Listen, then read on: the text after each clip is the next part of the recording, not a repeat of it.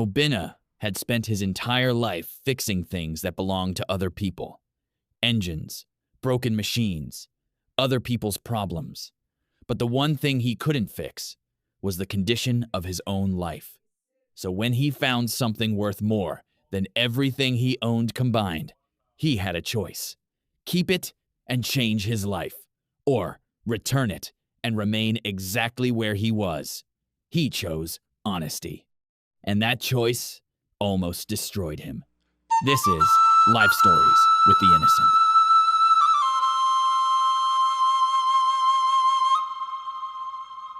By the time most people were still waking up, Obinna had already been working for hours. His workshop wasn't really a workshop. It was a narrow stretch of roadside, marked by oil stains, worn tools, and a wooden shade that barely protected him from the sun. But it was enough, because it had to be. Obinna didn't learn his work by guessing. Before life forced him into the streets, he had spent years as an apprentice in a proper mechanical yard, not just fixing cars, but understanding systems. Engines, load, heat, balance. He had worked on commercial generators, backup power systems, machines that didn't just move people, but powered entire buildings. But when his father died, training stopped. Responsibility didn't. So everything he knew, he carried into that small roadside space. At 26, Obinna didn't have the luxury of figuring life out slowly. Life had already decided for him. At home, his mother sat in darkness she didn't choose. Blindness had taken her sight, but not her awareness. She knew every time money was short, which was almost always. His younger sister tried to hide her worries, but children don't hide things well. And Obinna saw everything. Every need, every delay, every sacrifice. He carried it quietly. Because complaining doesn't fix anything. Work does. That afternoon, the sound of a struggling engine broke the rhythm of his day. A luxury vehicle rolled to a stop in front of his space, the kind of car that didn't belong anywhere near his world. And from it stepped Zainab. Everything about her presence was controlled. Her clothes, her posture, her tone. She was on a call before the door even fully closed, frustrated, pressured, focused on something far bigger than a broken car. When she finally looked at Obinna, it wasn't really a look. It was a glance, the kind that measures and dismisses at the same time. But Obinna didn't react, because people like her weren't new to him. He had seen that look before, many times. So he did what he always did. He focused on the work. He listened to the engine carefully, not just the noise, but the pattern behind it. Because machines, like people, always reveal their problems if you pay attention long enough. Within minutes, he found it. A fault that could have cost far more if ignored. He fixed it, clean, efficient, quiet. Zainab ended her call, stepped in, and tested the ignition. The engine responded perfectly. For a brief moment, she noticed. Not him, but the result. She paid him, didn't ask his name, didn't thank him, and drove off. The dust from her car had barely settled when Obinna noticed something on the ground. Small, out of place. He walked closer, bent down, picked it up. A gold locket, heavy, delicate, intentional. He opened it slowly, and the moment he saw what was inside, he knew this wasn't ordinary. A photograph, old, handled many times. Not valuable because of money, but because of meaning. He stood there longer than he should have, because now, the real problem wasn't the locket, it was the decision. His rent was overdue. His mother needed treatment he couldn't afford. His sister's future was already starting to shrink because of their situation. And in his hand was something that could change all of that. No one saw him pick it up. No one knew he had it. No one would question him. But that's the thing about certain decisions. They're not about who is watching. They're about who you are when no one is. Obinna closed the locket, took a slow breath, and made a decision that made no sense, except to the kind of man he was. He was going to return it. Obinna didn't move immediately. He sat down, and studied the locket again. Because returning something requires knowing where it belongs. At the back of the locket, there was an engraving. Faint, easy to miss, but precise. ZA Holdings, 25 years. It didn't mean anything to him, but he knew someone who could help. Across the road, there was a small kiosk where people paid to search things online. He handed the locket over, waited, watched the screen reflect in the operator's glasses. Then the result came up. ZA Holdings, one of the largest companies in the city, owned by one woman, Zainab. And just like that, the gap between them became visible. Not just distance, but class, access, power. Still, he went. The headquarters didn't look like a place you simply walked into. It looked like a place that decided who was allowed to exist inside it. Obinna stepped forward anyway. Security stopped him before he even reached the entrance. Questions came fast. Judgment came faster, he explained. Carefully, respectfully. But explanations don't always matter. Appearance does. He waited. Not minutes. Hours. Standing. Sitting. Standing again. Watching people walk past him like he wasn't there. Eventually, someone approached. A receptionist. Polished. Controlled. Observant. She didn't rush him. Didn't dismiss him, which made her seem trustworthy. Obinna explained everything again. Showed her the locket. She studied it carefully. Too carefully. Then she smiled. Assured him it would be delivered. Told him he had done the right thing. And after everything he had gone through just to get there, he believed her. He handed it over and left. But the story didn't end there. Because honesty doesn't always get tested once. Sometimes it gets tested twice. After Obinna left, the receptionist didn't call anyone immediately. She held onto the locket longer than necessary. Not out of confusion, but calculation. Because she wasn't new to how things worked inside that building. Recognition mattered. Visibility mattered. And moments like this could change positioning. Sunday had been inside the building long enough to understand its rhythm. Not officially, but consistently. He didn't work there, but he wasn't a stranger either, because the receptionist knew him well enough to lower her guard. They had crossed paths more than once, shared conversations that extended beyond professionalism. And more importantly, they understood each other's ambitions. When Sunday saw the locket, he didn't rush. He recognized opportunity, but he also recognized alignment. He approached her carefully, not to take from her, but to reframe the situation. This kind of thing doesn't just get handed over, he said quietly. You present it. She didn't respond immediately, because she was already thinking the same thing. What matters, Sunday continued, is how the story is told, and who is standing when it's told. Now, it wasn't about the locket anymore. It was about positioning. Within minutes, they understood each other without saying everything directly. She had access. He had boldness. But more importantly, they both understood something else. In a place like that, truth wasn't what mattered. Presentation was. And if the story was going to be told, then it had to be told by the right person. So they didn't rush. They didn't argue. They aligned. Because this wasn't about stealing the moment. It was about owning it. And by the time the locket left her desk, it no longer belonged to the man who found it. It belonged to the story they were about to create. Sunday didn't force his way upward. He moved carefully, deliberately, through the system, until the story reached the only person it needed to reach, Zainab. And by then, it was already too clean to question. Sunday became the man who returned what was lost. Back home, Obinna searched through his father's old belongings, not for answers, for survival. But instead, he found a story, an old diary, carefully written. Inside it, a memory. A man rescued in a distant village. A life saved, a reward refused. Because some people don't measure actions by profit. Then a photograph slipped out, and everything stopped. It was the same photograph from the locket, and when he saw the name, the connection became undeniable. Zainab's father.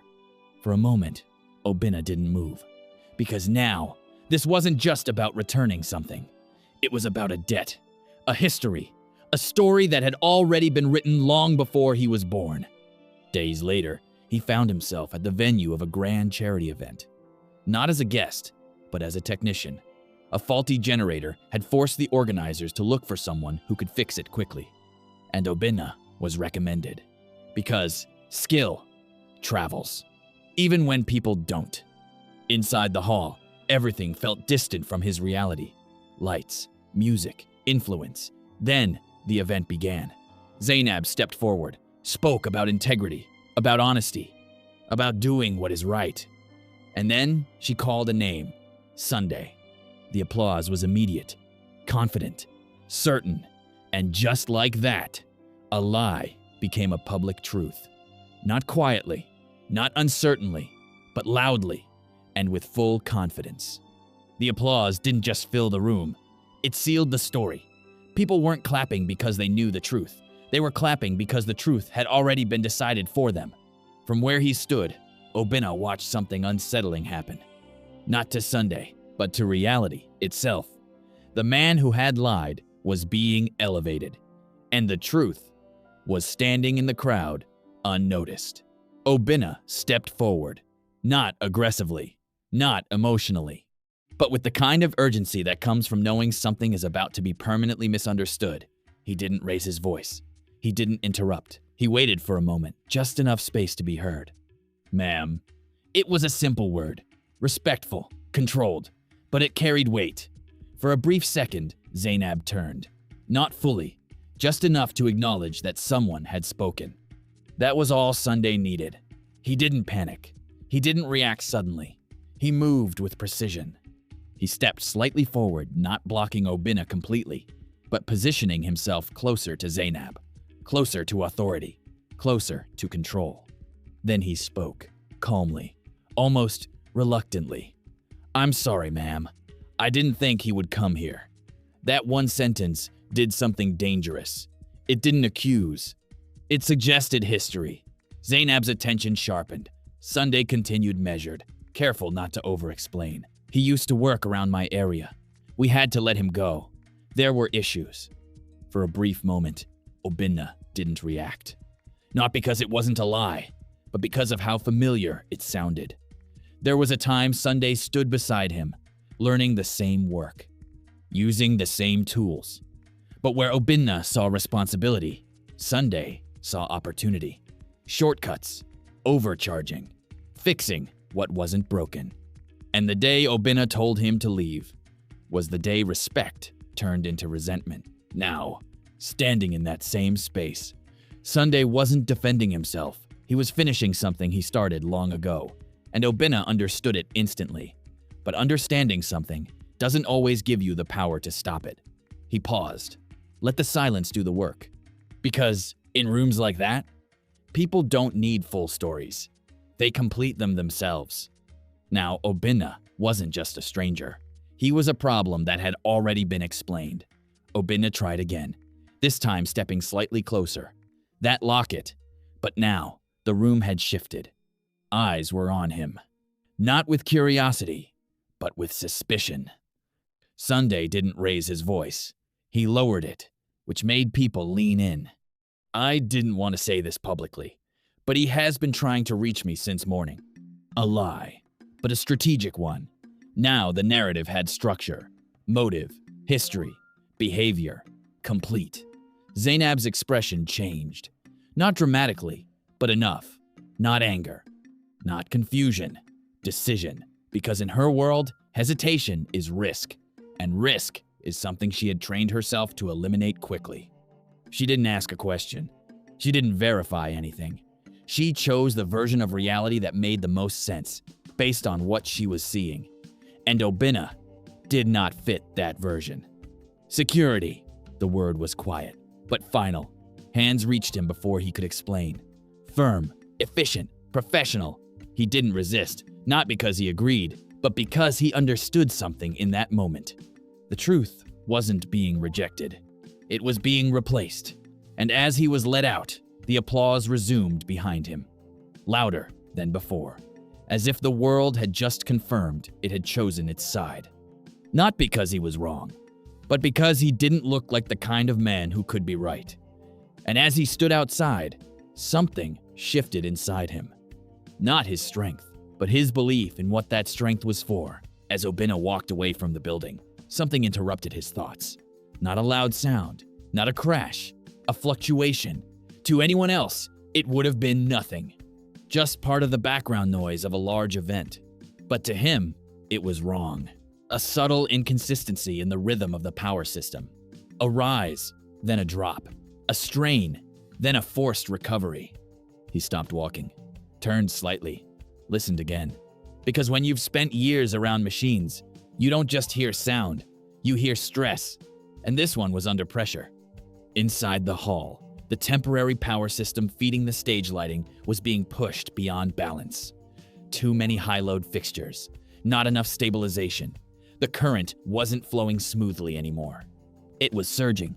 That surge began to travel through cables, into distribution panels, into the lighting rig suspended above the stage.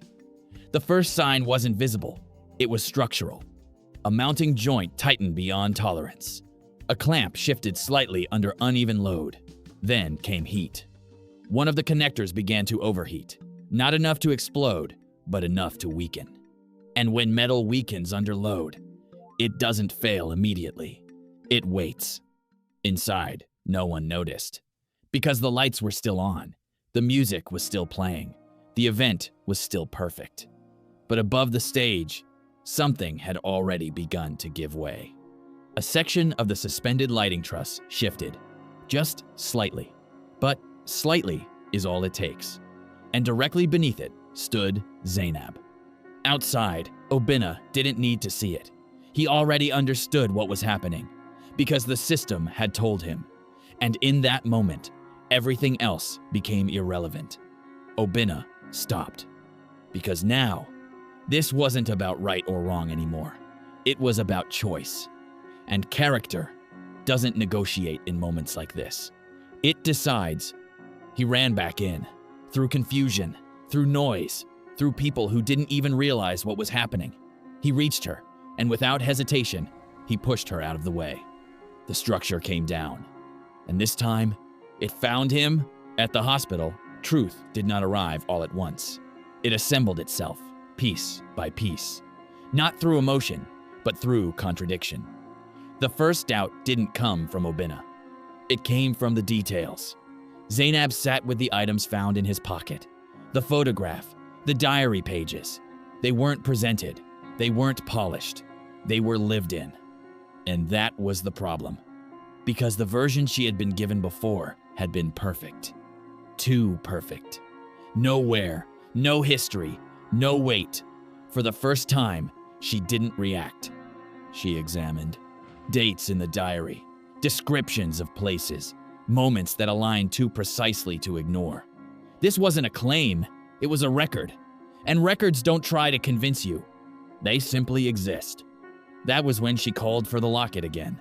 And this time, she didn't look at it as a possession. She looked at it as evidence.